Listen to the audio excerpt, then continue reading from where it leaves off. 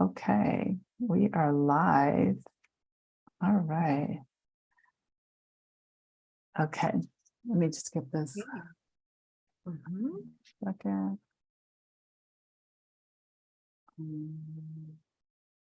There we go. So I have double conversation, double audio here. Hi, everybody. This is Michelle. Welcome back to Wind Down Wednesday. I'm so excited to be here this evening with Nikki. I want to get your full name right. Nikki Kether Morgan. And I'm just ready to jump in. But before we do that, hold on a second. To Wind Down Wednesday. I'm so excited to be here this evening with Nikki. I want to get your full name right. Nikki Kether Morgan. And I'm just ready to jump in. But before we do that, I'm so sorry to be here this evening. Hold on a second. I'm trying to get the audio right.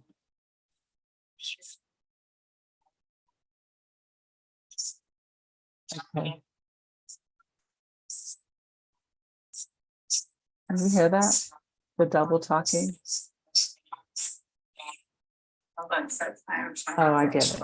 It's on here. Okay. Do we need to mute something? No, I muted it. Sorry.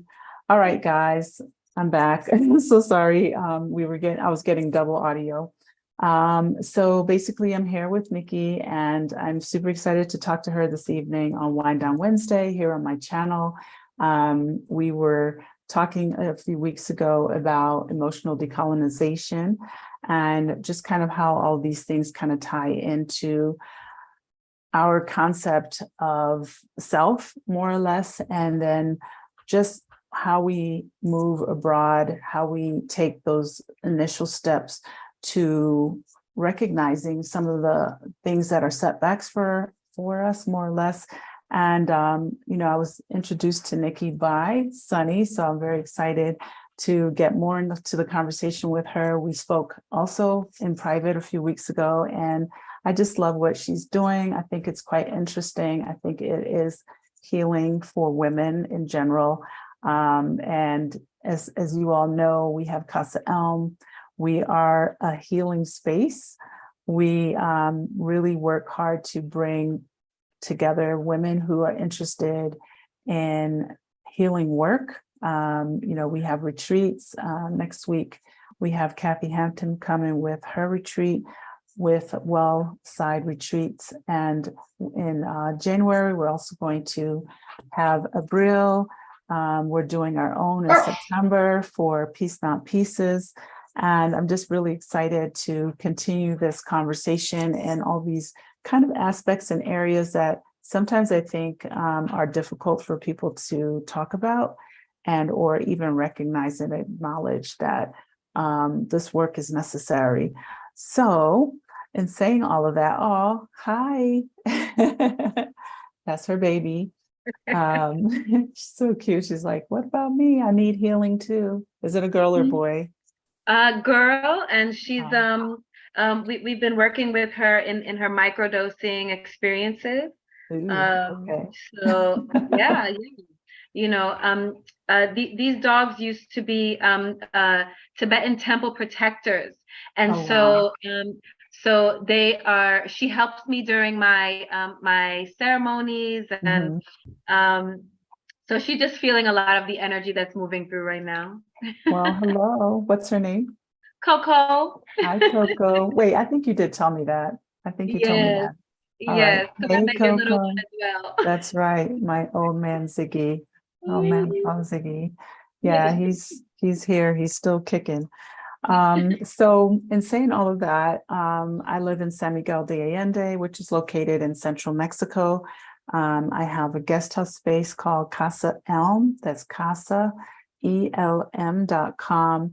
And at Casa Elm, we provide basically a soft landing experience for anyone interested in coming to Mexico, this part of Mexico, whether it be relocation tours that we do, several times throughout the year, and that provides individuals with information, like thorough information on how to relocate and preparing themselves to basically, move from wherever their home state, town, city is, country, to San Miguel or to Mexico in general.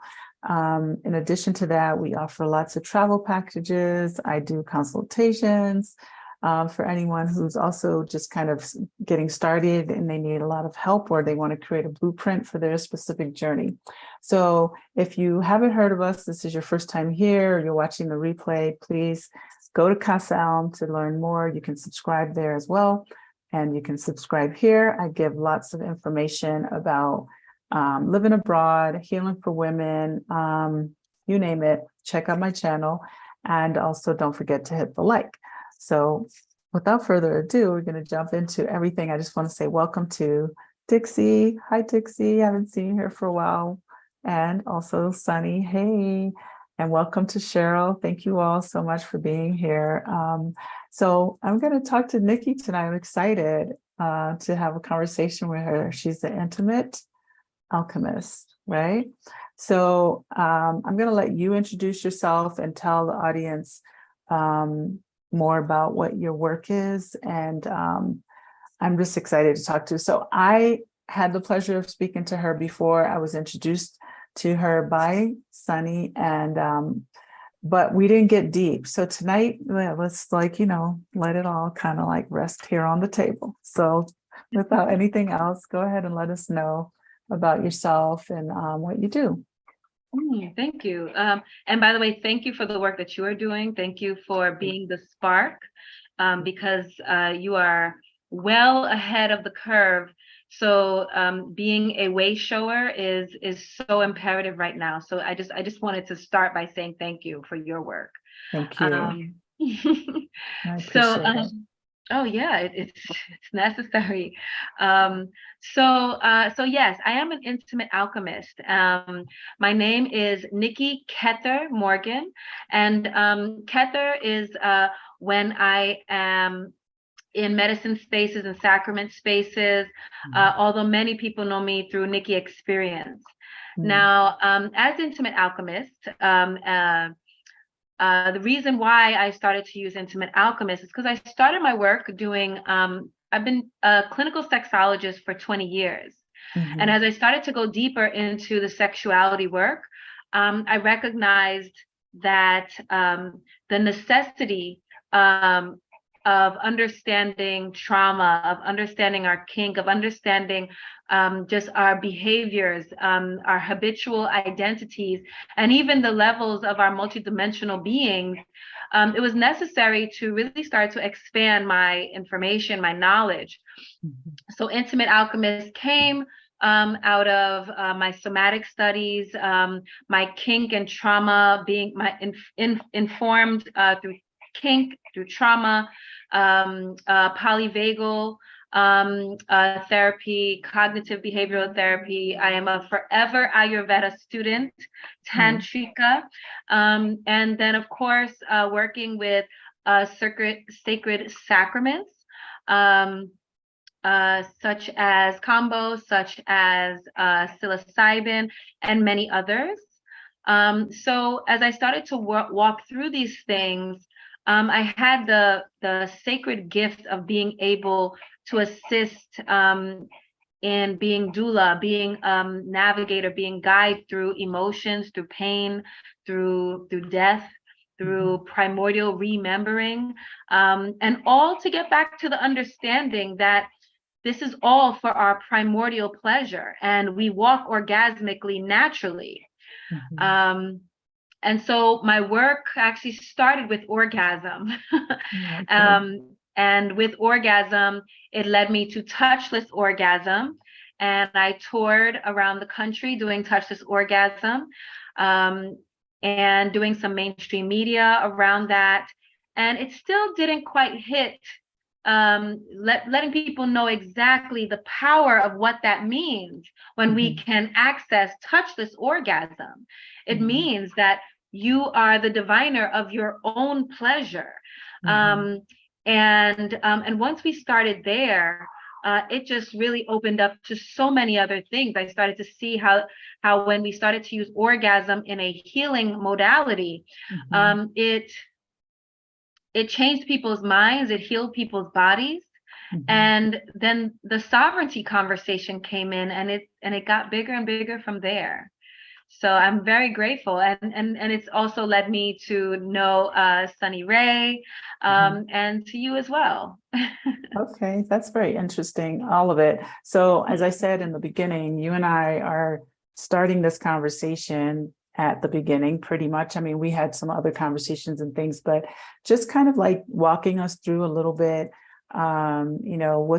what's a touchless orgasm per se, and also just kind of, not because I think we're so used to hearing the word, but more so in a healing way, like what and how does this tie in for women? Because I'm going to make an assumption that most of your work is with women. I know that we talked about that as well. I think it's both, but I think maybe the majority of your work is with women. And before we do that, you answer, I just want to say, welcome, Marcia. Thank you for being here. Hello. Go ahead. So just touching on touchless orgasm briefly. So touchless orgasm is, or what I would like to call it, also a cosmic orgasm. So it's not the orgasm that you understand where you may have this burst of energy with a partner, and or even with your vibrators or with yourself, where it's just a climax to a goal, right? This is a continuum that we're speaking of. We are all naturally orgasmic beings. And understanding orgasm as the deepest form of meditation. You'll find in my work that orgasm does the same thing in our brains that deep meditation does, that some of our sacraments do. So it offers us the tapping into our serotonin, our dopamines. It shuts down that prefrontal cortex. And that prefrontal cortex is where your critical mind is. It's where you decide, this is right, this is wrong, this is pain, this is pleasure, this is my identity, this is who I am. So when that shuts down, you get to experience orgasm in a way where all emotions melt into one. All identity dissolves. Orgasm being a place where your infinite, your 0 point exists. And from there, it allows you release. It allows you release of whatever may have been perceived in a limiting way in the body. And it directs you to that radical acceptance of self and the surrender of that primordial power that alters your life filter. So it's just so powerful. And of course, because sex and the body has been, along with some other things, have been colonized and demoralized and put aside. It doesn't allow for our greater population of the planet to really start to understand play, sexual play, energetic play, not in the way of what you may understand from childlike ways, but even understanding it from a play likened to an instrument, to an artist, and that's when it really starts to take off, and you start to tap into your sensuality, your telepathy. This is a sensational life. So when you tap into that sensuality, it taps you into your telepathy, into your connectivity with nature. In fact, when you are in your orgasmic state, your brain waves, when you hit your gamma waves, your theta waves, and your alpha waves, you also connect the rhythm of your body to the heartbeat of the planet. And when you connect to that heartbeat of the planet, that is what everyone calls flow state. So you can tap into that flow state in which your rhythmic way of being, your interaction with nature, the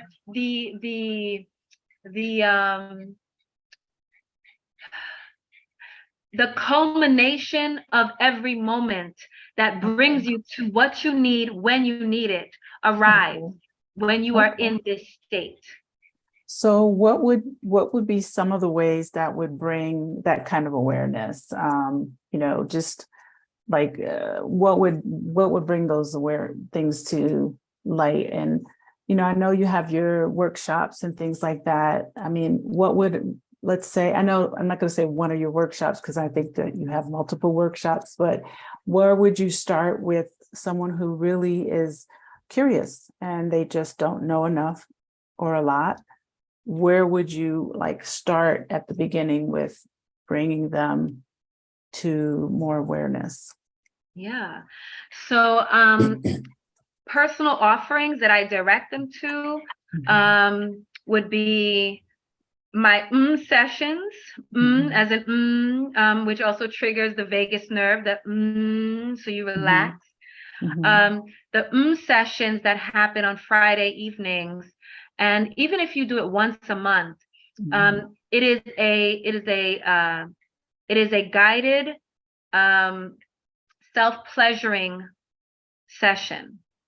And it's not like any self-pleasuring session that you would be used to when you watch porn or even by yourself, but rather we consider the phase of the moon at the time that it's happening, and then we tap into the nature of that energy, and it is a whole body exploration so that you can start to understand pleasure in a very different way, relaxation.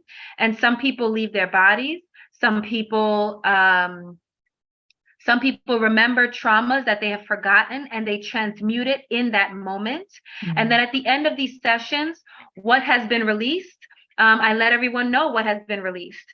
So I pick up the channels in that sexual energy. So it could be anything. It could be you need new sheets. It could be that you are releasing old trauma from when you were a child. It could be an interaction with a partner. And then there are also local retreats that when we go abroad, we do bigger retreats. But for those that can't immediately get out of the city, we have retreats that if you go to intimatealchemist.com, we have retreats that are nearby that you can start to explore yourself and really get into a life-changing experience even after the first. Okay. So I don't know if we really described or explained Intimate Alchemist. I mean, and just kind of for someone who doesn't know and hasn't heard of this, and just kind of like what led you in this direction, your work, was this something that you always were drawn to, or was it something like maybe your own experiences that kind of made you, this is my purpose? Because I think it's very interesting. So thank you. Yeah. So I was my memories of other lives have always been present with me. So I didn't have the deep forgetting that many of us have on the planet. So coming into this body for this iteration, I was very clear that my entry was going to be sexuality. I was writing about the Pope's infallibility and the troublesome aspects of it when I was 9 and 10 years old. And I was watching very closely relationships between my friends' parents, how it related to the relationships that existed in my own family. So it's always been something. And, you know, the words of intimate and alchemist, when you put it together, this is, you know, this is about facilitating healing and growth. You know, this is it's interdisciplinary techniques, right? And at this point in where we are in our existence, simply taking one class is not enough. Going to a retreat and then coming back is not enough. It has to be culture. It has to be culture at this point, because everything is moving in a now speed. And so when you allow yourself to be now, that alchemy happens when you get intimate with self, when you get now with self. And so when you understand the intimacy with your body, the intimacy with yourself, then you can also begin to offer the intimacy with your loved ones, the intimacy with the world that you're experiencing. And that, in essence, will bring you to that orgasmic walk that will connect you to the earth's heartbeat. Okay. What do you find like are some of maybe the more common challenges that people generally have, maybe with maybe wanting to start this type of work or exploration of self in this particular way? What do you think? Because I mean, I can maybe initially imagine what bringing random people together. I don't know if that's random, but you know what I'm saying? Like, there's always going to be kind of a little bit like, oh, I don't want to talk about this, or I'm not comfortable, but I'm curious. That's why I'm here. But what do you kind of find maybe some of the general challenges, not like personal things? Yeah. So the general challenges is just believing that you can. Believing that you can is one of the biggest challenges. But the thing is that because of my work also I also spent a lot of years being a lifestyle manager for celebrities and executives in my younger years. And so I have also an understanding of what it is to create immersive experiences that allow people to start to relax and be okay. Because we might think that we're in control in the way we think we're in control. But when there are circumstances that allow your ego, your identity mind to have familiarity, to feel relaxed in all of the ways, whether it be herbal, whether it be sacrament, whether it be lighting, whether it be a game, whatever it might be, and it's all the things, then the relaxation starts.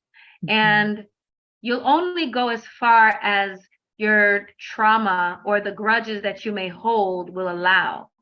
So it is at that point that we assist you in opening that up further in a very gentle way, so that your habitual identity does not feel like it's under attack. Okay. So do you also do, I guess, you know, how would you like tie it into, for example, if there were going to be a retreat, right? Because we talked about that as well. Just kind of, you know, like you said, one day doesn't quite cut it. A week doesn't cut it. Is there work? And what are like kind of the things that someone would need to kind of continually work on?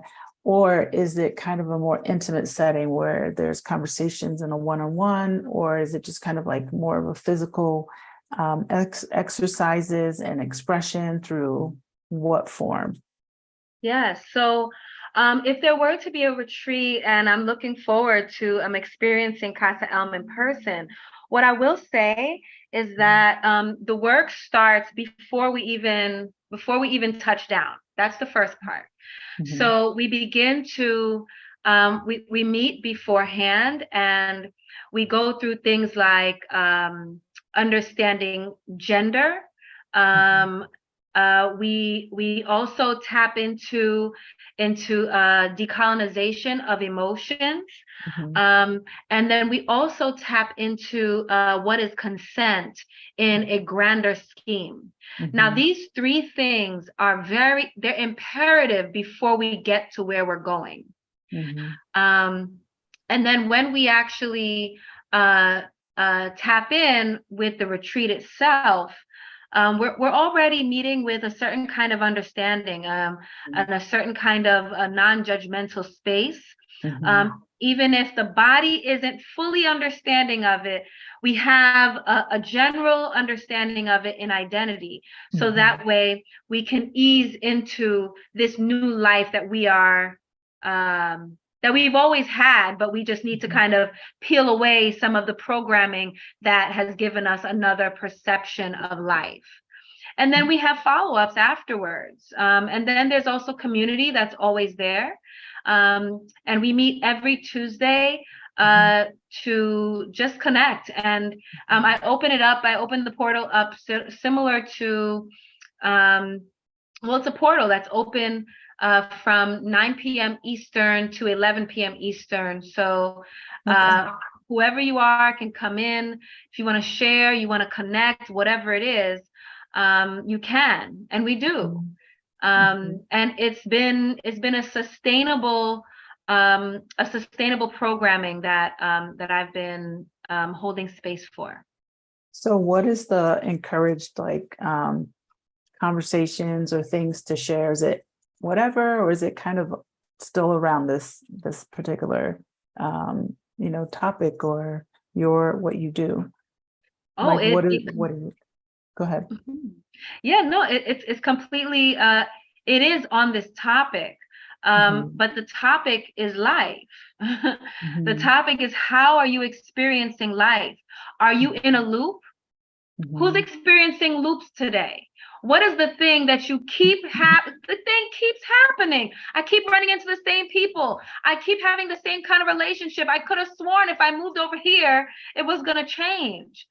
So we get to go deeper into the pattern, which is that intimacy with self. And the intimacy with the world that we're experiencing, it opens up a greater understanding of that trust.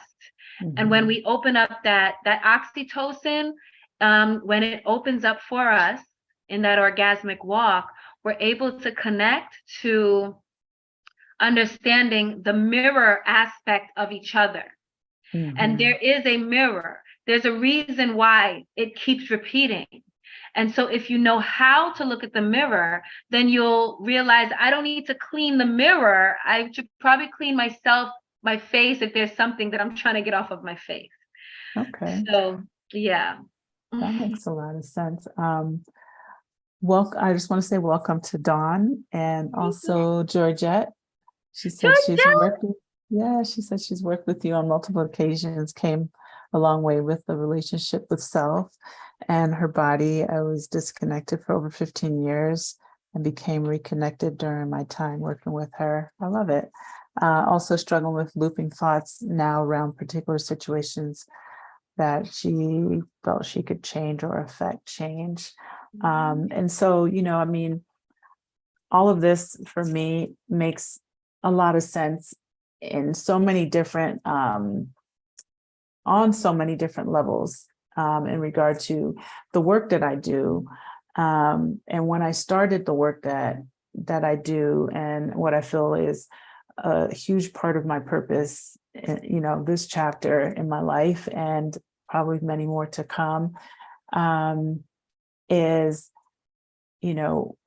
we all are coming with a lot of things, right? We're all coming here with a lot of things, regardless of our reasons for wanting to move. I know I hear all the time, it's like, I just want to leave the United States. I'm going to say the US because that's really mostly where my clientele come from. But I want to leave the US. I'm tired of,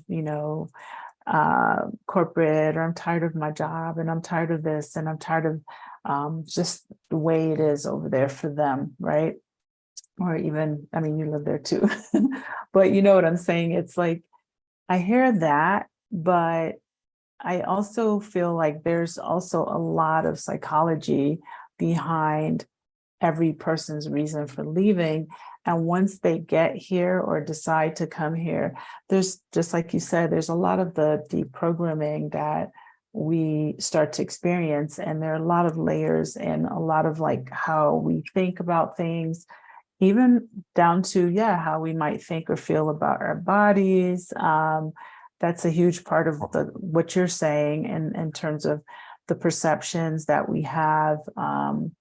Just, the things we probably have been so conditioned to believe are accurate when they're really not. So what would, what would be some of the kind of like work that would be done to kind of help people move outside of that? Because it seems to me like it would take some time to kind of, knock some of those walls down.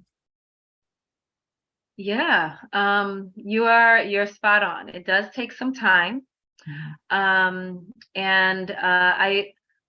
So one of my first exercises that I give when I'm doing, sometimes on a few times a year, I'll do an Intimate Alchemist intensive.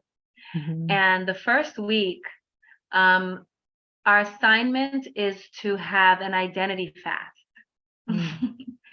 And the identity fast, it reveals to us how much of our identities are habit. This is how we begin to point out what the programming is. Do you laugh because you think that that's what you're supposed to do?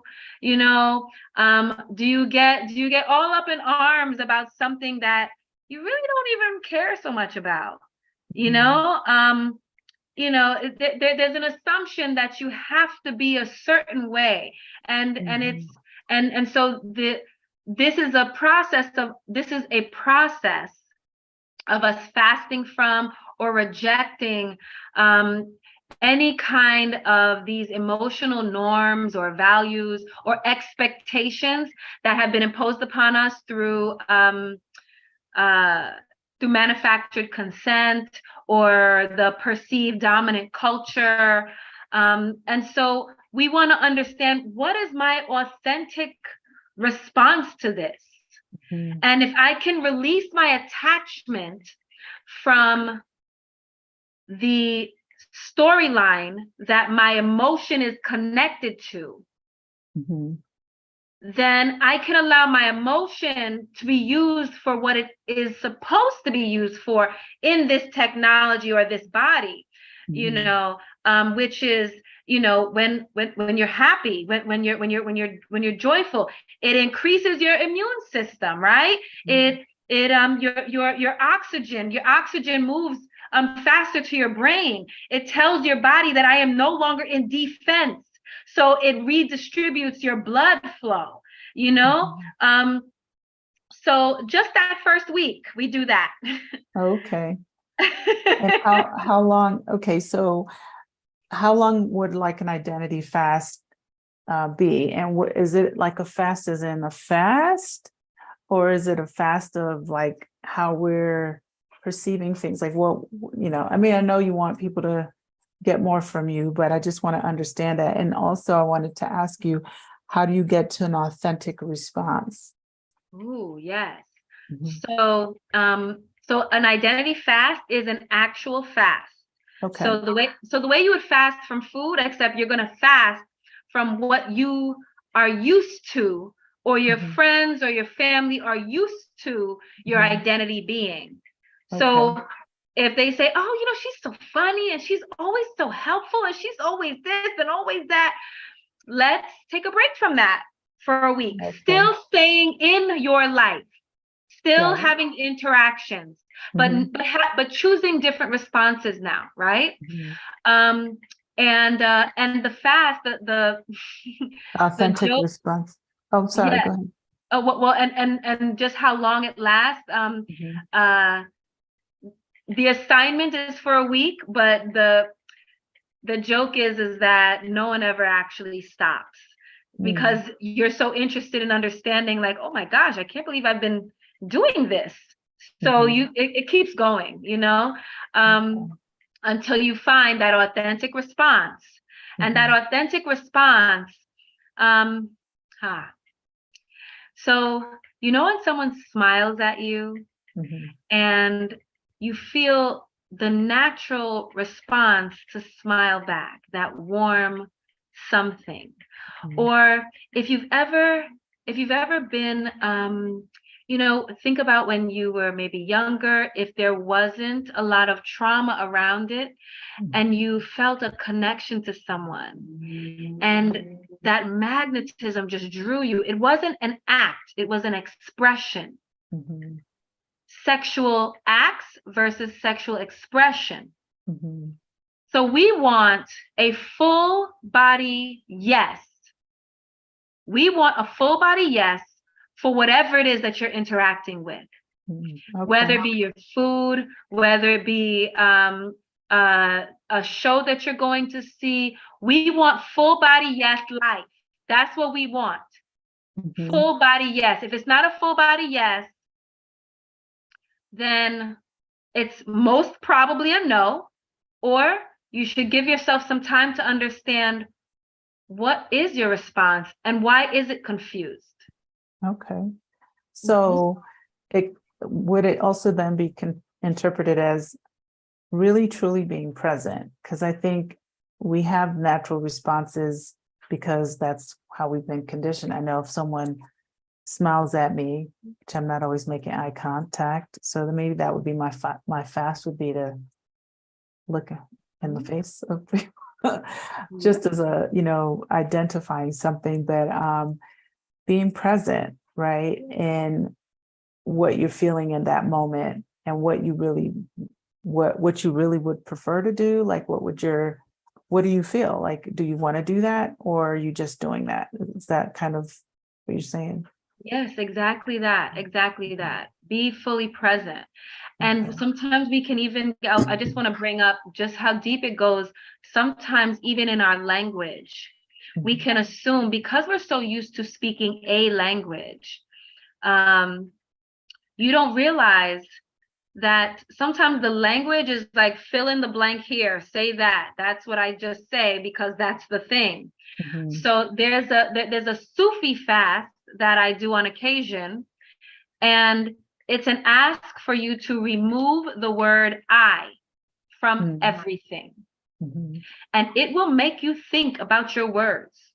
It will make you think about your words and your position when you use these words, because when you use these words, it puts you in a position. So you are constantly creating yourself and others because of the words that you're using and how you position yourself in those words. So you may not think that you're a victim, but you might be using victimizing words for yourself. So you will create that for yourself.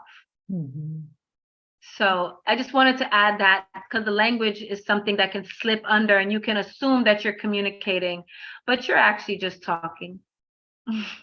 Interesting. This work sounds to me as kind of like you're pursuing change in your life. And it's not just, like you said, 1 week, 2 weeks. It's kind of, you're incorporating intentional conscious changes to being present and awareness about so many things that I think can be difficult to get to, like, if that makes, I hope I'm being clear. No, you're being very clear. You're being very, and it can be difficult, but that's only if you keep looking at the illusion rather than keeping center and home. Because if you keep center and home and you listen to your actual body's response, you can say yes and your body's saying no. True. So you have to align. And if you align, remember, these bodies, you inhabit these bodies. You have a body. You are not your body. Right. So these bodies are used to navigate this infinite universe. So if you can lock in to the conversation with your body and truly be honest, truly be raw with yourself, not embarrassed with yourself, then the other stuff starts to come a lot easier, because the body is emanating electromagnetic conversation that says, I need this, universe. I want this, universe. Get these people out of here, universe. Bring this in, universe. And so if you can get into this body and drive it the way it has been intended for our primordial desires, then it's not that difficult. The difficulty is only to sit your butt down and to get in contact with you. That's true. So I'm having like a lot of different thoughts about it, because I do think that, I mean, I'm in alignment with what you're saying, but I do think that a lot of the things that we respond to it's years, right? It's decades of, this is how it's been, this is what we do, this is how we respond. So I think it's kind of one of those things where you really need to take the time to sit and pay attention. So just in some of the experiences for myself has been, what I'm doing lately, is basically, if something makes me feel a certain way, usually it could be an exchange or a lot of times I say my perceptions, which I know can be off. So I acknowledge that. But when something feels a certain way, I am stopping in that moment to assess, why do I feel this way? And I'm really questioning it. Is it just an emotional response, or is this a real, like, do I really feel this way?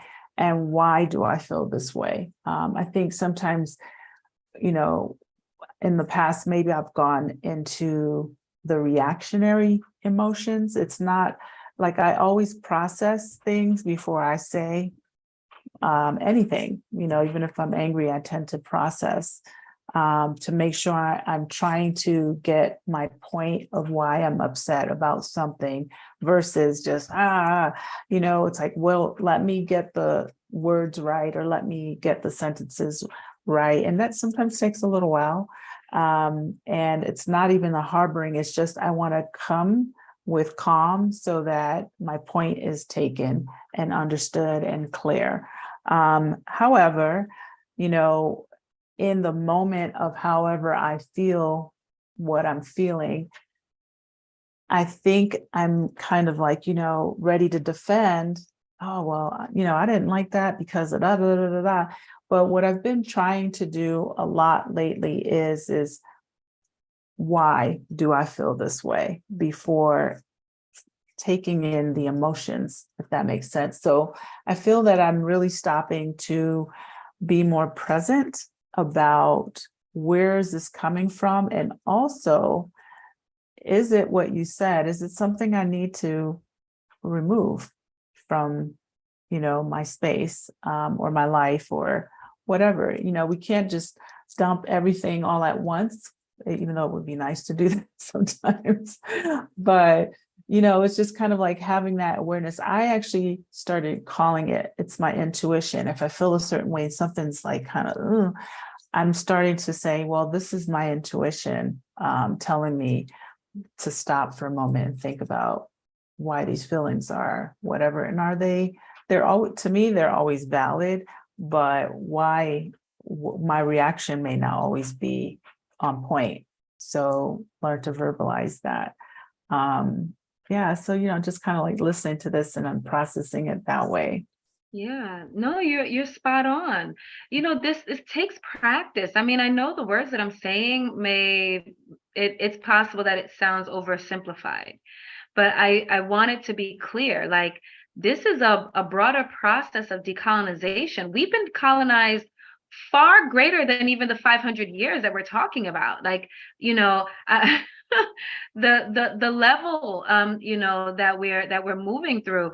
And then there's so many internalized negative messages and beliefs that we have about our own emotions, that are based on that dominant cultural standard.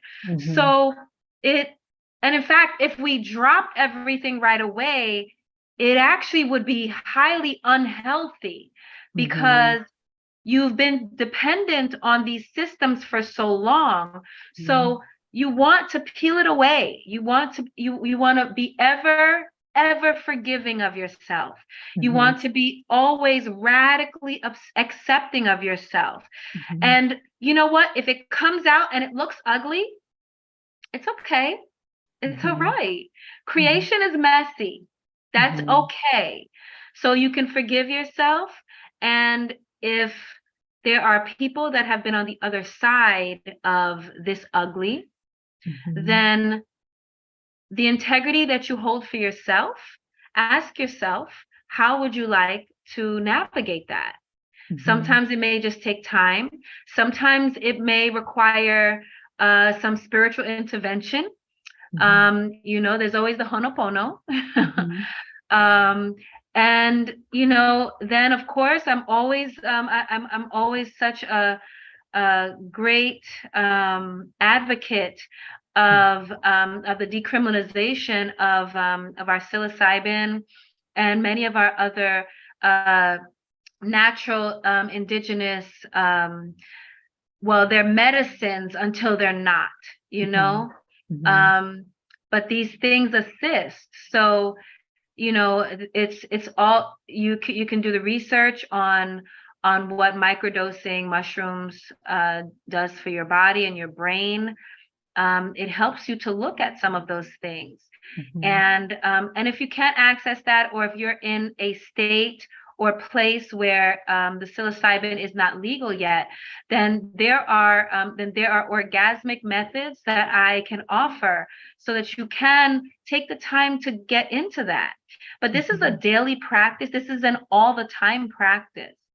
And then the practice becomes an effort until it's effortless, and it becomes culture. It becomes this way. So your language begins to be a bit more intentional, and you start to take your time with yourself.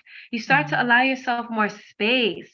In that somatic conversation, when we talk about polyvagal nervous system, when you are in your parasympathetic system, you are relaxed, you are expanded, you allow yourself to process more, you can handle greater processing.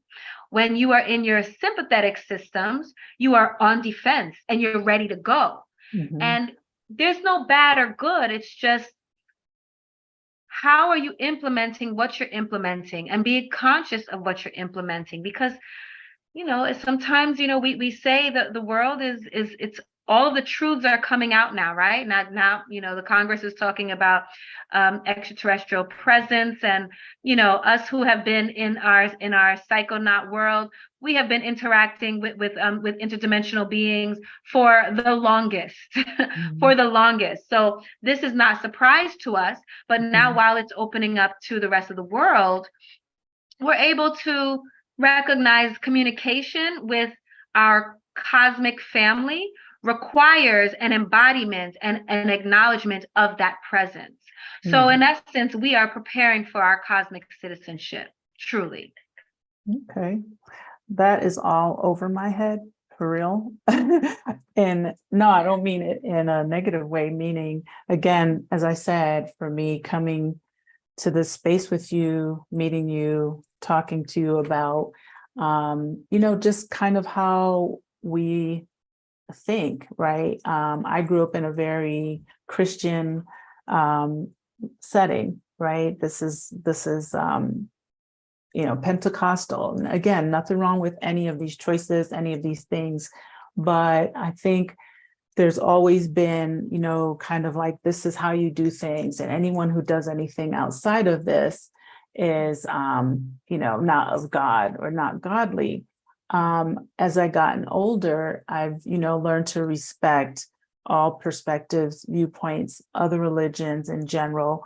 I don't necessarily go seeking it out. I am, like probably more inclined, leaning towards Buddhism. And that's what gels with me for whatever those reasons are. But it's just kind of like, it's interesting to continue to learn. And I feel that living in Mexico has really allowed me to do that. From even education for my child, I always was, following what I think societal norms have been in the United States. It's like, oh, get to the better zip code, send my child to this, and he needs to do that. And okay, I'm not comfortable there. I'm going to move to another country, sort of running away maybe from what all the perceived norms are, right? And when I moved here, back to the education piece, I remember just kind of meeting so many different mindsets about children learning, right? And thinking about my experiences from not just a religious standpoint, but just everything that was around me at the time. The way, again, I love my parents, and they're both amazing people and everything, but just kind of them also coming from their backgrounds and their parents, my great grandparents.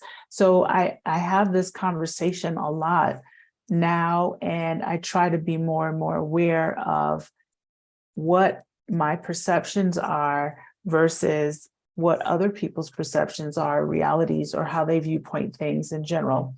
Education, as I said, being one, where I came to this space in Mexico, and I'm still very attracted to the energy that's here, right? And the things of the land. I love nature, and that's just always been my thing. I'm very curious about indigenous people and, the healing that's there, and just always felt somehow that I needed to know about this.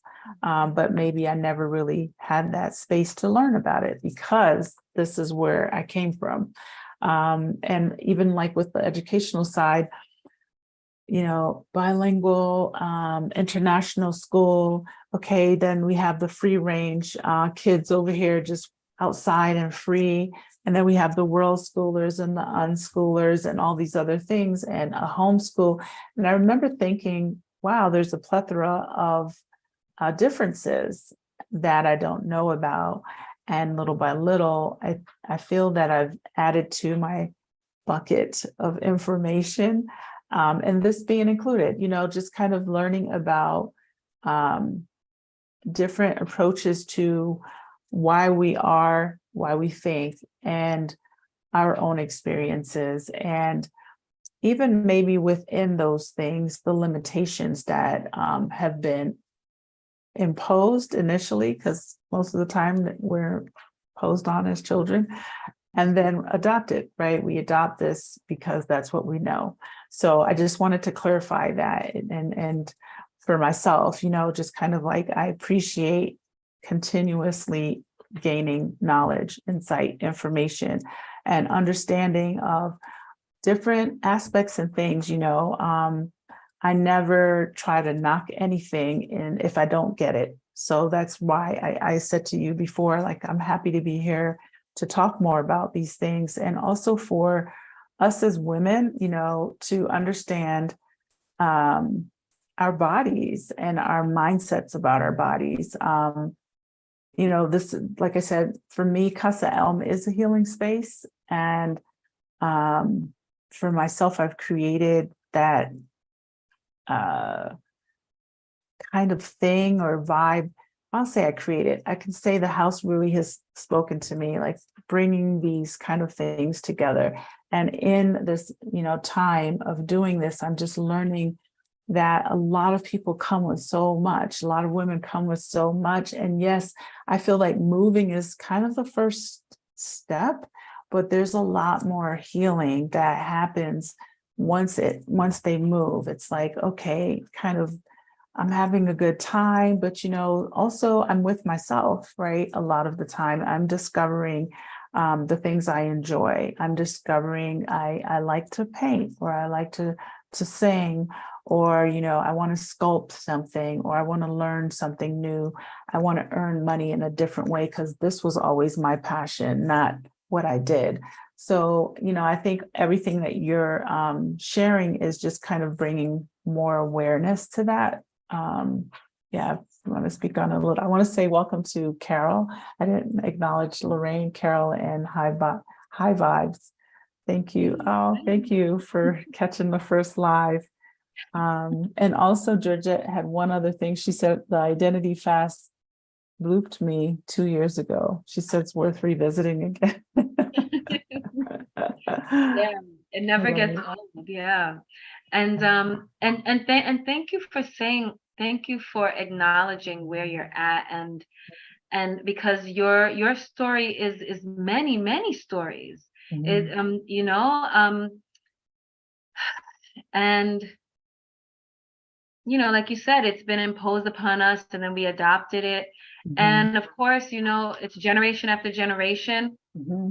And the generations before us, we have always done the best that they could do, with what they had.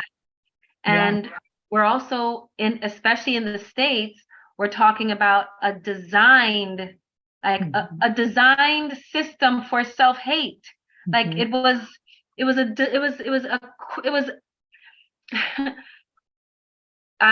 was talking to an artist friend of mine, and we were discussing his father is a plumber. He says, do you know how difficult it is to have a well-working water fountain next to a poorly working water fountain? The kind of effort that goes into something like that, right? So so to step out of the States, to relocate and remove yourself from the natural attack. I mean, that's in essence what it is, because of its design. It gives your mind and body a moment to just say, whoa, wait, hold on, this food is not poison, what I'm eating. And the preservatives that sit in my guts, that control my brain, is not there anymore. The relationship with the land that we have, right? Even if it's not in our conscious frontal lobe mind, our epigenetics have responses. The earth itself, like the quartz, the crystal, the copper that is underneath where we walk, holds the memory of the blood, of the fights. It holds all of it. So we have to heal ourselves with the land. And if it requires you to step out of the States to do that first, because for me, this whole planet is my home. Right. This whole planet is my home. So nobody's going to tell me different. So I celebrate your work. I celebrate your walk, because you are a spark in understanding what we are. So thank you. Thank you thank you so much. It's all necessary, all of it. And whatever the entry point is, y'all, let it be your entry point. It's okay. Don't be down on yourselves. Right. This is generations and generations, centuries and millennia that you're unfolding. I appreciate that. No, I really do. I love it. Sunny's given high praises to you. She's inspired me in so many ways I can't even begin to tell you. Yeah, likewise. Talk about a spark. Likewise. No, I love it. I think there's just so many layers, and there's a lot to think about. A lot that we can talk about in this regard. And, as we were saying in our two conversations in general about how it affects us, you know, and the decisions that we make or don't make, or we're afraid to make. You know, I think if anything, you know, we're all walking our own paths, right? We're all walking in what we think is our divine path, right? Until we know maybe a little differently, right? So for my particular path to coming to Mexico, you know, I still kind of think, I always say, well, it was my biggest reasons, which is still truth, because of my kiddo, right? But I always wanted to leave the US. I always felt like I didn't really want to be there, right? And this isn't applicable to everyone. But when I got here, I just felt such a sense of relief in so many ways. I felt like, okay, you know, I'm here. I'm in another place. I have no idea what's going to really come of all of it. Definitely had no, intentions at the time to have a guest house space per se. But I remember just really seeing a lot of people having questions about leaving and why and their reasons and things. And I thought, I'm just going to share my story. I'm going to share my story. I'm going to continue to share my story. And I think that that's what we all need to recognize, right? What is my story? My story doesn't have to look like yours or yours or yours.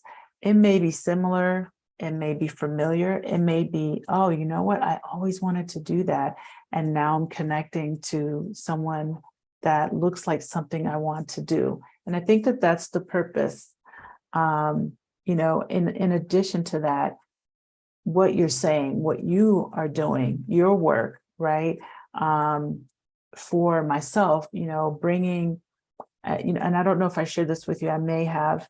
When I first came here, I used to say, I want to have women's retreats. I didn't really have a definition of what that retreat would be. I just always felt the need to bring women that needed it together, to sisterhood kind of vibrations, right? So fast forward to now, what does that look like? The whole space is that. And it comes from my experiences, and all of the things that we give and share come from our experiences or the things we continue to learn and the expansion that we all have. And as I said, with me learning about Mexico, education, living in Mexico, all the things on the surface, there's a lot of other things that I'm like, okay, you know what? I'm learning more about how I deal with things, how I view things, where I've always stood rooted in who I am and how I am and my opinions about whatever, and really staying true to that. And I can honestly thank my, my family for this. I really, I'm a very proud Jamaican heritage, it's just kind of like one of those things, like when I think of it, my dad's like, you're from the Maroon Indians and they fought in Jamaica, and it's like, I feel that, and being here, it's sort of one of those things where I am more grounded in this, because although things can be hard, right? Anything you do, you have to push and push and push until you get to where you need to be. And you keep pushing through that, and you keep creating, and you keep doing. So I'm saying all of this in hopes that this will continue to inspire people, because I've been on that lately where I see people who want to go, they're like, I'm tired of this job, I'm tired of what I'm doing, et cetera, et cetera. And I think they feel trapped. And I'm like, we all have gifts and talents, right? You've done other work and now you're doing this. This is your purpose. This is your gift. This is your talent. Same for myself. I'm meeting folks here who are just like, I always wanted to do this, and they're doing it and they're starting it. And it's like, just stay in that and know that your purpose is strong. And also, when you don't know something, you don't understand something, don't shut down, be open to receiving, because we don't know why those things are coming to us. Why is this coming here? Because we probably need it, right? Creating the space, like I said, for healing, to talk about the issues that we have as women in general, or as a race in general. It's important to acknowledge those things and to hear everyone's perspective that happens to be in that space at that time sharing. I don't really believe that these things are just coincidences, you know. So I'm also very grateful for, you know, the things that you're sharing, because I do think that there's a lot of being inside the box in this regard, and not being comfortable maybe talking about sexuality, our bodies, what, you know, maybe, I don't know, I'm kind of open-minded, very open-minded. It may not seem that way, but I am. But in general, like, you know I've spoken over the years and years of being an adult to women who are like, oh my God, I would never talk about that, I would never do that. And I find it interesting, because I think, again, we're going back to that emotional, you know, thing that we've been conditioned to feel ashamed, right? Yeah. Or afraid to express ourselves in this way. So, you know, like, what kind of like things can come up in a workshop where you encourage people to be more open? Yeah. So a major thing that comes up is navigating our the body conversation, the sexual violation conversation. Mm-hmm. I know it's not an easy conversation, but understand, because of the numbers, right? And then because of how and who it's happening with and to. Mm-hmm. We're talking about 90% of sexual violations occur from our loved ones, mm-hmm. People that we know, people that we trust, family. Mm-hmm. And so if we do not address this, then it gives permission. Understand the responsibility. It allows permission for trafficking to continue in the world. Mm-hmm. It allows for the children to continue to be taken advantage of and not know how to respond when they sense something isn't right, mm-hmm. because we don't want to talk about it. Mm-hmm. So this is something that I encourage. I encourage this conversation. Mm-hmm. And what happens is, as we open up those conversations, we recognize how unfortunately regular it is, so that we can address it, mm-hmm. know how to transmute it, and then re-empower ourselves now that we have shined a light on this shadow. Mm-hmm. Other things that come up is something simpler, or perceivably simpler, is faking your pleasure. Faking your pleasure so that someone else can feel okay. Mm-hmm. And you have to understand the weight of that as well, because these bodies, as we explained, right, mm-hmm. it is the technology that you use to navigate this sensational life.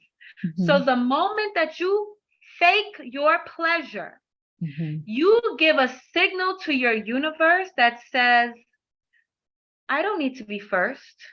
I don't need to, my pleasure is not important. My desires are not important. Everyone else's is. So please, universe, put everything else before me, everything else before my happiness. And when you are in the heightened orgasmic or heightened aroused space, understand that it's a concentrated conversation that you're having with the universe now. Mm-hmm. So because it's a concentrated conversation that you're having, it's louder for the universe, because Nothing is interfering. It's because your body is in a heightened, aroused space. Mm-hmm. It's not like talking to your boss.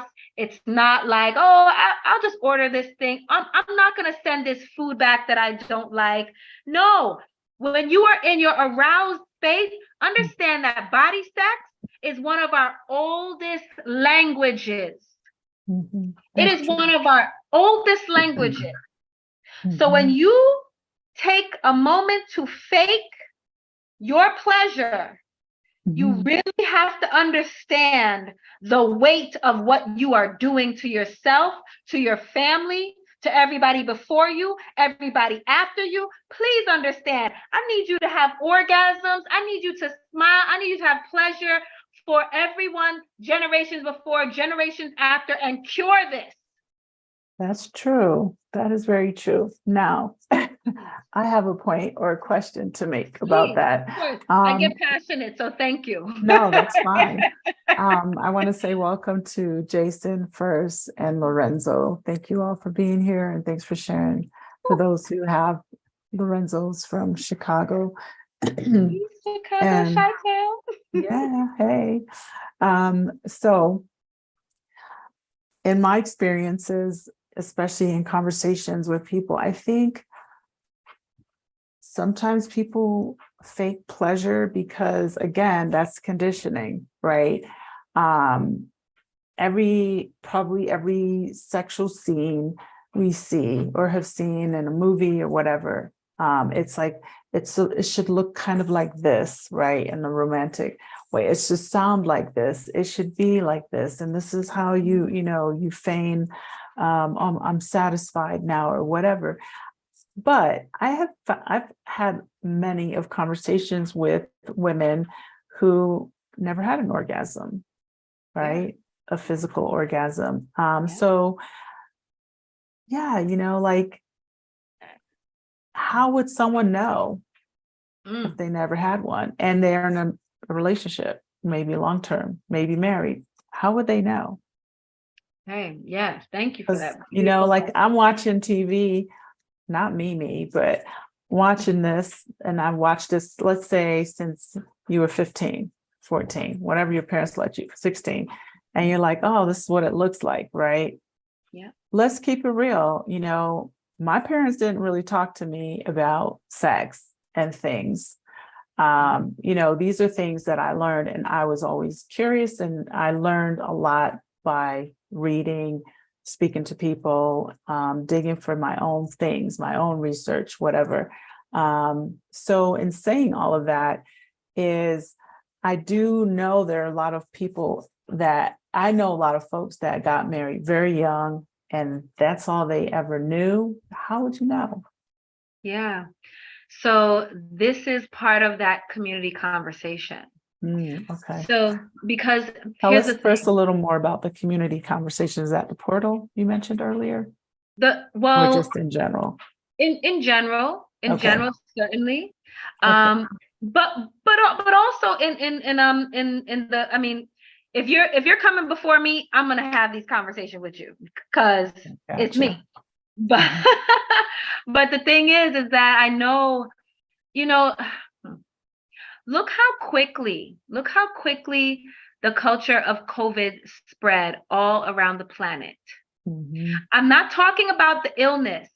I'm talking about the culture of COVID. We all got the masks, right? We understood and related to each other because we're all stuck in the house. And so there's certain things that came out naturally because we were in the house. Because so we were able to find a grounding point for the planet and how we interacted. So when I say, how do you know? How do you know about these orgasms? How do I know if I'm having these orgasms? The only reason that it's not more known is because we are so deep steeped in the shame, deep steeped in not having the conversation. So we are so connected, y'all. We are so connected. And so if, like I said, and I try to put it in such a simplistic way. You got to understand that if this is the line, of I'm ashamed of my nipples, I'm ashamed of my body, then everything that needs to be known is not going to get through because we're holding it here. So it's going to take a few of us to be like, well, I can talk about this, and I can talk about, let me talk to my girlfriend. Let me talk to and because we look at sex as other, and even nude bodies we assume need to be sexualized. So then you can't even have your free body be free because it's lumped into dirty sex. So what happens is, see, this is how complex the programming is. So I really need everybody to understand this. Your responsibility to yourself is your responsibility to the world. It's so necessary. The shame that you feel about this nipple is the reason why sex trafficking can continue. That's true. It's so connected. And sometimes we want to say they, them, they did it. No, it's them. It's all of us. We are all a part of this. Every last one of us. And every step you take, every breath you breathe, every blink, every time, how you think about someone, how you treat somebody, how you decide to treat an abuser, how you decide to handle the criminals in our society. It comes back still to us. There is no place to hide it, y'all. There's absolutely no place. There's no rug to go under. We share this house. We share this planet. And I'm not going to be nothing. Nobody's going to tell me I can't go to my attic. Nobody's going to tell me I can't go to my basement. So y'all need to step up with Casa Elm and talk to Michelle so that you can start your journey. Right. And whomever else that we bring up, right? And I know that you know who those people are. And it doesn't have to be the people that have the 10,000, the 50,000, the million, the millions of followership. We're talking about flower of life modeling. As long as you are able to be your best and express you the way you need to be, then you will mirror the mirror neurons in your brain is going to recognize the wholeness of the other you that you call somebody else, the mirror neurons. So it will naturally show how to treat someone. And we will get to the bottom of these issues. Because I don't have all the answers. No one does. But if we keep doing this, it's going to come out. And also, just like I said, being present, being honest. I wanted to add to that and say, I'm a mother, right? Talking to your kids, right? Talking to your kids. You got to talk to your children. You got to let them know whatever it is. Like, don't be afraid to express those things that they need to know, not just, from a predatory way, but really educating them as much as possible. And, awareness about things. Again, body shame, don't body shame, anything around this, talking about things, supporting, what's happening so that you're not continuing the cycle, right? You're not continuing the cycle of I'm underneath, the carpet. And I have a lot of reflection about childhood because, as I said, I love my parents, very much, but they came from where they came from, right? They weren't educated on a lot of things either. So they brought to the table what they knew or didn't. And because there was always that kind of Christianity umbrella or window, okay, I'm not knocking anyone who, you know, is a very strong believer and a church going person, but from the church standpoint that I grew up in, it was just like it was sort of like, oh, we're going to talk about all the stuff, right? We're going to talk about all the stuff in the Bible, but we're not going to talk about real life issues, right? We're not educating our children and whatever. So the point is because those are my experiences, it was very necessary for me to make sure I'm very vocal and verbal with my child, you know, to make sure like, hey, from, you know, I mean, we live in a different day and age as well. We have to be very aware of this. But I think a lot of times people don't have that comfortability because of all of the things that you just said. There's the shame. It's like, oh, we don't talk about sex. Oh, can't be having sex, you know? And I'm like, would you rather not like tell your child or whomever's around you, like, let's talk about this, right? What's your experience, or what has your experiences been? Oh, you know, because I've heard some things, I'm just like, oh my God, like, you know, from the standpoint of it felt very in a box. And although my parents, like I said, didn't necessarily, you know, have Pandora's box or anything with me, I went and I found it. I went looking for it. I educated myself. I was always like curious, right? And like you said, speaking to people, asking questions or whatever, just even having my own experiences in general, but also recognizing that for me felt very ignorant. And I don't want to repeat the ignorance because I still consider it. And it's not an intentional ignorance. It's not an avoidance. It's just that's what they knew, right? Because we're ashamed to talk about this, which is sad. Yeah. Ever forgiving and radical acceptance of self. We're gonna have to be okay with understanding that sometimes we just don't know, and be eager to learn, eager to share. You know, like the hierarchical understanding of ourselves is gonna have to be put down. Yes. Yeah. Absolutely. Yeah. I think we have all listeners tonight and comments. Anyone have questions they want to ask? We're just you and I like going at it. Fire. No, I appreciate everything you're expressing. There's so much to it. There's a lot of depth.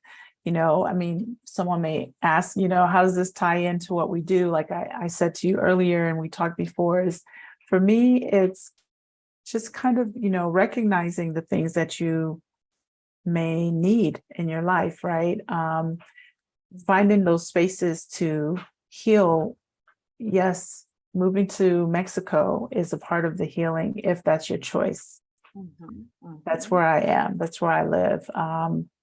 But my healing journeys, because it's more than one, and being here, I'm continuing to grow in recognizing my own personal things, my own struggles, my own emotions, and also, you know, most recently choosing that a marriage didn't work for me with this particular person, right? For those who have followed me for a while. So that's also tied back into the retreat that I created, which is a very personal experience. Because as I said earlier, when I came here, I was just like, oh yeah, I'm going to do women's retreat because I want to bring women together. And I think it's important. And I still feel that way. I do really believe in having quiet time to decompress, time to, you know, come together, even in a quiet way. I like a lot of quietness. You know, I like meditation. I love to get self-care. I like to do a temazcal and sit and just reflect. I like these kind of ceremonies that feel very cleansing. I would love to just be out in a very quiet forest with some incense and just, you know, just be away from everything. Even this morning, I remember I was up super, super early because I had to go, believe it or not, you guys, I drove to Mexico City this morning to pick up my child from the airport and came back. I'm here. So anyway, the point of saying all that, I was outside around 4 a.m. and it was just so beautiful, right? There's the moon, clear sky. The birds were just coming about. And I remember just standing there thinking, what can I hear right now? If I'm just really, really quiet, what can I hear right now? What do I feel right now? Like being really just quiet for a moment, and just experiencing those things. So being in this space has allowed me to become more aware of the things I need in my life and my day-to-day movements, stopping, acknowledging, like sometimes I'm in my rush and then I see the moon and I'm just like, thank you, Mama Moon, for everything you provide. Just, it's like, just, I'm always busy, but my point is that I feel more appreciative, more present. I've learned a lot, I've expanded, and it's because I'm in this space. I do really, truly believe in the things you said, the ground that I walk on, what was here before, whose blood may have spilled in this space before, right? What were the sacrifices made for what I'm enjoying at this point, because we're talking about, hundreds of years of history in this country, and even from where we come from, our own history. So these are the things that I've continued to expand in my own knowledge base, and just kind of learning about what it is that we all want, desire, need to just kind of continue to grow in those spaces, and being okay with that, right? Being able to talk about things. And I think this is very important for people to talk about. So yes. Agreed. This exchange, I mean, and it's not only one way, right? Like, I mean, for me, even having this conversation with you, this is medicine. Like, this is medicine. Absolutely. How often do we get to have these conversations? And we're having the conversation about the conversation. We're not even having the conversations. Right. That's right. We won't scare anybody away. So yeah. So, I mean, I really, I just, like I said, I just want people to stop and think about, from my perspective, what are your reasons for needing change?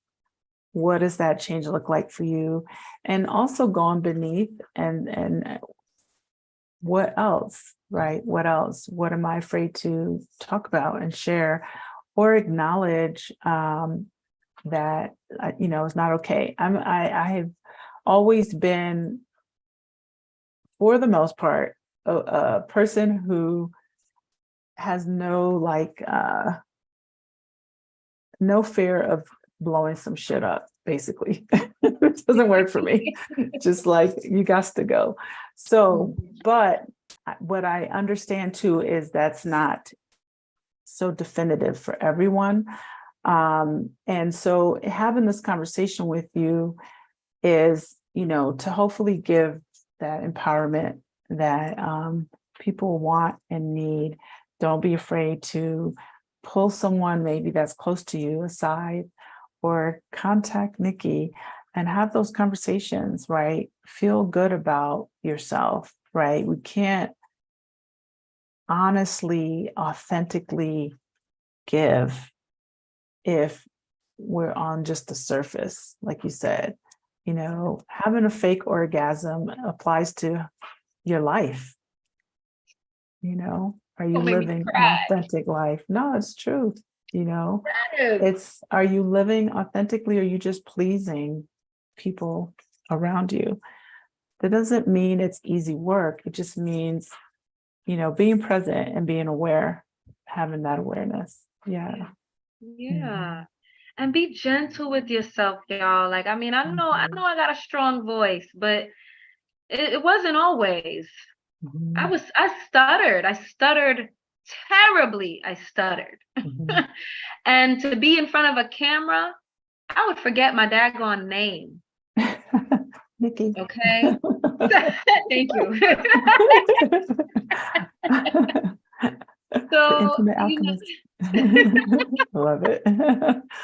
yeah, so be gentle with yourself. Be gentle with yourself. Mhm.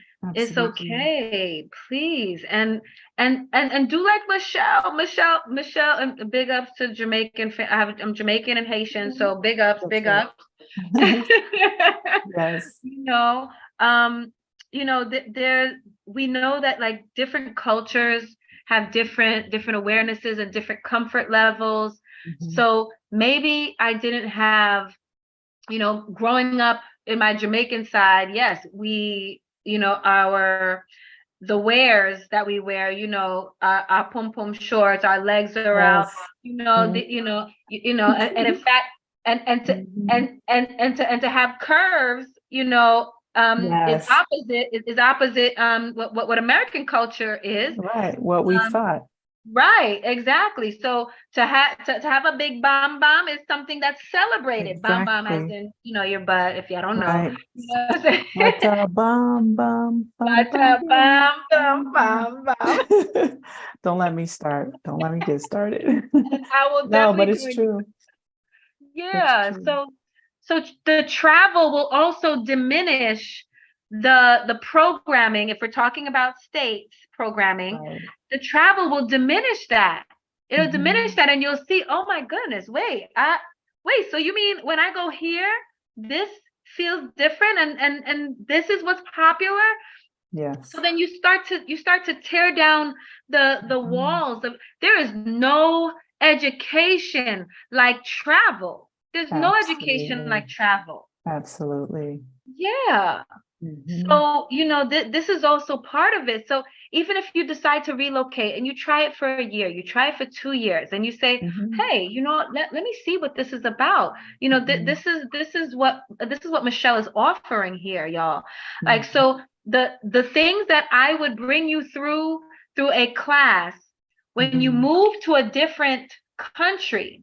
And granted, that country may have their own oppressions and their own repressions. But Mhm. because you are relocating yourself, you are giving yourself a break from the oppressions that you have already endured here in the States. Absolutely. So as that melts, you get to have a peek Mhm. of what you are when you put that down. Absolutely. So Absolutely. this is the equivalent of a medicine journey. Mhm. If I brought you through a psilocybin journey, if we're in DC or we're in Mhm. Detroit, and there are other medicines, or sacraments, depending on where you are in your journey. Mhm. So this is what we're talking about, y'all. Mhm. Um, it it's changing your prefrontal cortex. Mhm. It's changing your prefrontal cortex. So Mhm. the identity and the habit of thinking that's what's beauty because I see that's on television and that is what's sexy. So let me go here, let me change and snip and nip and tuck this because I feel shame Mhm. is the issue. I Right. judge not. I judge not if you want to shift and change your body, but Mhm. understand where it's coming from. If it's Exactly. coming from the shame and it's Mhm. coming from the programming because you need to have a more European nose, or Right. or now it's in style to have a big butt when it wasn't a few years back, and all of these things, like, And big lips. I always come got teased for on, my lips yeah, when I oh was my a child. goodness. See, But yeah, yeah, all of those things. I just, it's a lot of work. It's a lot of yeah. work because we have to be present, we have to be aware. And I think if I had to just provide a comment to anyone that feels this way about what we're talking about in any capacity is, you know, be okay to be yourself, however you define that. It's okay.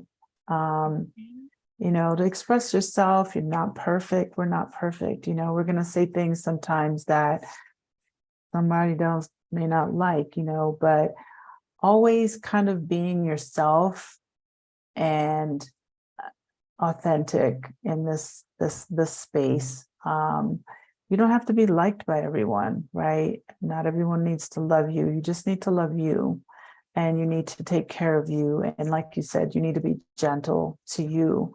And that is really the area that we are floating in here, is to continue to make that connection to you, and or starting that connection, that journey, as you were saying before about fasting and how am I responding to things? How do I feel about this, and why? Why do I feel this way? And being aware of your feelings, not maybe shrinking back sometimes, because I know since I've been here, I feel less of some of the craziness that I felt working in the US, working in corporate jobs. I don't have that. I have not worked in a corporate job literally since 2002 or 3. So about 20 years. Yes. Nice. Yeah, I've been fortunate. I've been kind of a serial entrepreneur, but in saying that is just, being kind of more present here. I feel that than when I lived in the United States, and I'm becoming more and more comfortable. Maybe there's the old age part as well, getting older, where I just feel, I'm not worried about a lot of things. And when I do have maybe one of those reactions to things that maybe throws me back to how I felt at times in the United States, that's when I stop. And it's really work that I've been doing in the last probably 6 to 12 months. Why do I feel this way? And evaluating it, rather than just kind of like, oh my God, I didn't like that. I don't know, whatever. It's work. The point is, it's work. It takes time, and that's that. The awareness needs to exist for us to get to that. Yeah. Yeah. Mm-hmm. And I know that when we say it's work, and we talk about be your authentic self, it does require, like, you're gonna have, sometimes some of us have been in this for so long, the programming, that you are autopilot. You don't even know that you're autopilot, and you think that your autopilot is you. Right. So you're gonna have to think of, I mean, I've engaged, I've had clients that had got divorced after 30 years, Mm-hmm. and they didn't know what they liked. Mm-hmm. They don't even know what foods, because Mm-hmm. they would just have their partner just order it for them. Oh Lord. They thought that they liked to travel to this place, but no, they didn't really care for it. They didn't know that they didn't care for it. Mm-hmm. So you're gonna have to, when I say be gentle, I Mm-hmm. mean, you gotta like take your food and be like, how do I feel Right. about let me Your see. session, your session, right? Yes, Exactly. exactly. Starting with this, right? No, it's Yeah. true. It's Yeah. true. That's awareness. That's being present. Yeah. The friends that you have around you, you might be surrounded by people that are just latching on and feeding off of you, because you have created a habit of being that people pleaser. And Mm-hmm. there's no one that you can turn to for support. There's no one that you can lean on. That's not true. But because of what you've built, Mm-hmm.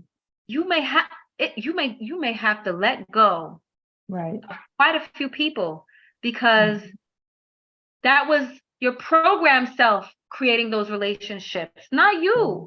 And it's no Yeah. offense. It's no True. offense. Mm-hmm. It's just, now it's time for you to have more reciprocity in your relating. Exactly. Exactly.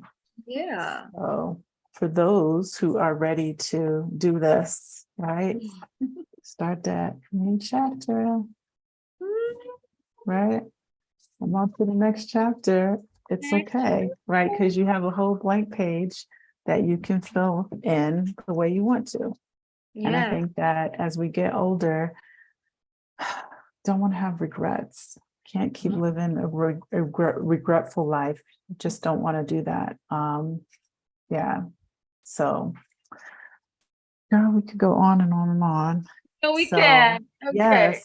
So I want to say thank you for being here. Thank you for really talking about so many things that I personally feel takes more time, a lot of time to go beneath the surface. Really, if anyone's watching this, whether it's right now or on the replay later on down the road, reach out to Nikki. You're an amazing human being. I love what you have to say and share. I think it's really important. I think that we all need to recognize the authenticity we all have. And sometimes we need help to get to that space. And we're talking about having a retreat of some sort that allows us to talk about these issues that are challenging sometimes for us to share. And sometimes we need just a hug, a hand, a safe space to go there, right? So I just want to say thank you again. Thank you to Sunny for bringing us together. I'm really, really excited about this month. I don't know if I said this at the beginning, I probably didn't, but we're back to kind of talking about the emotional decolonization, talking about these challenges that we have and we may not know we have because we're so programmed. Next week, I'm actually going to speak to Angel Aviles, and she has an amazing, amazing book and also an amazing history as well that really ties into a lot of the things that you were mentioning tonight, and also a lot of the things that we're focusing on this month. I'm going to pull this up because I want to get this right as well. We're also planning to speak to Michael Sol Cortez. He is the author and founder of Story Medicines, and this is also to address the same types of challenges that we were discussing tonight, but focusing a little more on the male gender as well. So I'm excited to bring these things to our audience. I'm also having another conversation with a gentleman. I'm going to figure out what the date will be. Next week, we're going to have a conversation about his men's retreat. He's doing a men's retreat. And I think it's important because we always hear about women's retreats, right? Or couples retreats or, things like this. But I think it's and I know there are men's retreats out there, but I don't think it's as, as prominent as much as what we're doing here as well. So in saying all of that, I just want to continue to create the conversation, the space for conversation. Also knowing that Casa Elm is a space for healing. It's a space for things like this. So if you are a retreat host and you're interested in hosting a retreat at Casa Elm, we're here to help you put all the logistics together. We're very excited to connect you with local people that have these amazing healing journeys that you can add to a week long or however long you want it to be experience here in the center of Mexico. We are on top of quartz, so that means something. So there's just a lot of healing that can happen in this part of Mexico because we're in a space where people are really connected to the traditions of Mexico.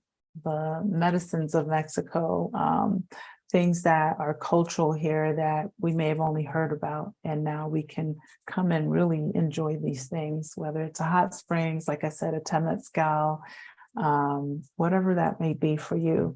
I think it's important to say that and to share that. And if anyone's interested in any of these things, you can go to Casa Elm. And what is your website? You mentioned it earlier. I'm going to put it in the chat. Oh yes, it's intimatealchemist.com. We have a local retreat that's happening in DC coming up. Okay. Intimatealchemist.com. Okay. However, I am interested in a Casa Elm retreat in Mexico. I am a friend of the Toad. So in Mexico, the sacrament of Bufo alvarius toad, is something that can help all of what we have been discussing as well. So I am looking forward to that as well, and I will be definitely chiming in to all of your speaks and all the other people that you're bringing on. I'm really thank you. This is a brilliant model, a brilliant business model, and I'm celebrating you truly. I talk about you more often than you know. Oh, I appreciate that. I really do. I'm very humbled by all of it. I'm humbled to be a part of the journey for expansion, growth, healing, anything in that line. It's really been a pleasure, a real pleasure for me as well. I wanted to ask you, when is your retreat in DC? Oh, it is August 18th through the 20th.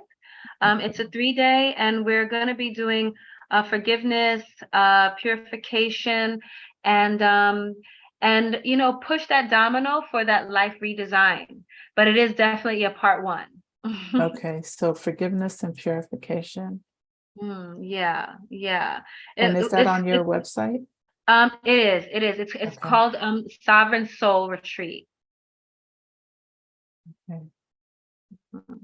Soul Retreat. Okay. I'm adding that here. Okay, thank you. To the chat. You're welcome. So if anyone's in the DC area or close by, hop in your car, take the trip. Yeah. I'll be there in spirit. I would like to hear more about it. I thank you so much. If no one has questions, thank you, Jason. He just mentioned beautiful. We had a lot of very supportive responses to what we're talking about.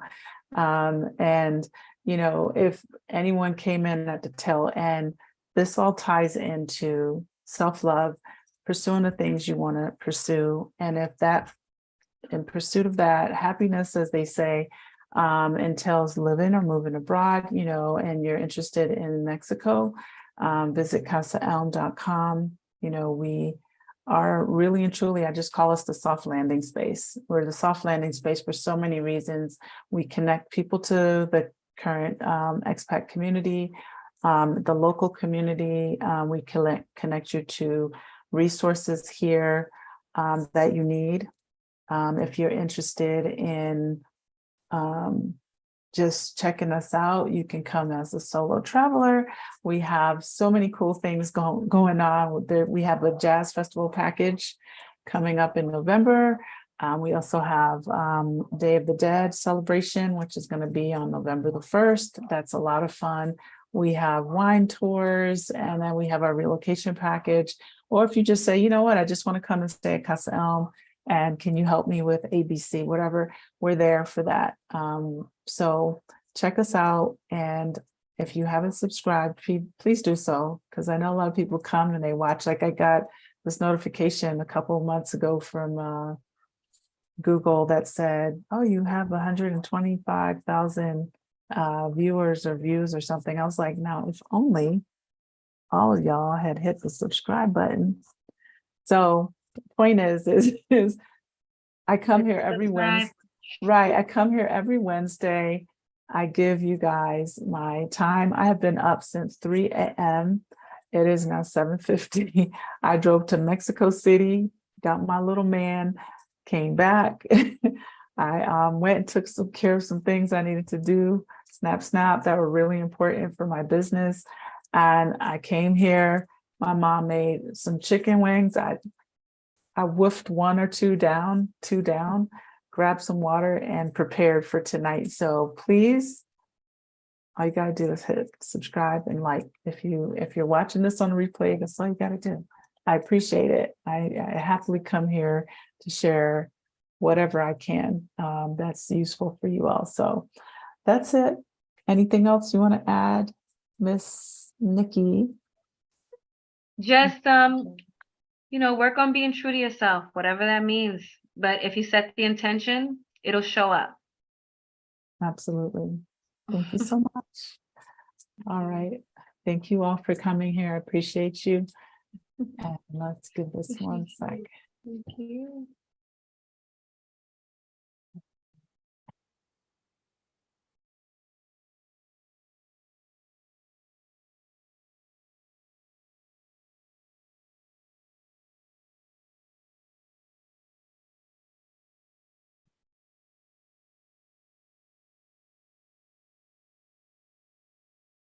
Okay.